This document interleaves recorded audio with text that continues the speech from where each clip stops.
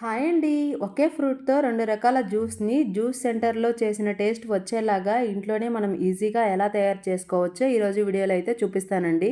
ఇందుకోసం నేను ముందుగా 4 సపోటాలను తీసుకుంటున్నానండి. ఒక్కొక్క కాయను 2 ముక్కలుగా కట్ చేసుకొని, అందులో ఉన్న విత్తనాలను తీసుకొని, పైనున్న తొక్కను కూడా తీసుకొని, అది గుజ్జునంతా కూడా ఒక మిక్సీ జార్‌లో వేసుకుంటున్నానండి. ఇప్పుడు ఈ మిక్సీ జార్‌లో పాలగడ్డలు వేసుకోవాలి. పాలను అరగంట పాటు డీప్ ఫ్రిడ్జ్‌లో పెట్టేస్తే పాలగడ్డలు అయిపోతాయండి. ఇందులోనే 3 స్పూన్ల పంచదారను కూడా వేసేసుకొని మిక్సీ జార్ మూత పెట్టేసుకొని బ్లెండ్ చేసుకోవాలి. ఇలా పూర్తిగా అంతా బ్లెండ్ అయిన తర్వాత డైరెక్ట్‌గా గ్లాస్‌లోకి సర్వ్ చేసుకోవడమేనండి. అంతేనండి, సపోటా మిల్క్ షేక్ అయితే రెడీ అవుతుంది.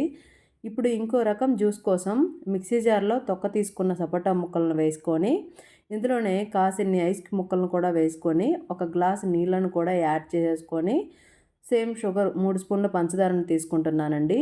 ఇలా పంచదారను వేసుకున్న తర్వాత మిక్సీ జార్‌ని మూత పెట్టేసుకొని బ్లెండ్ చేసుకోవాలండి. పూర్తిగా బ్లెండ్ అయ్యాక డైరెక్ట్‌గా గ్లాస్‌లోకి సర్వ్ చేసుకోవడమేనండి. అంతేనండి, రెండో రకం చల్లని సపోటా జ్యూస్ కూడా రెడీ అండి. 2 జ్యూస్‌లు నచ్చాయా? నచ్చితే లైక్ చేయండి. ఇలాంటి మరిన్ని వీడియోస్ కోసం మా ఛానల్‌ని సబ్స్క్రైబ్ చేసుకోండి. Thanks for watching. బాయ్.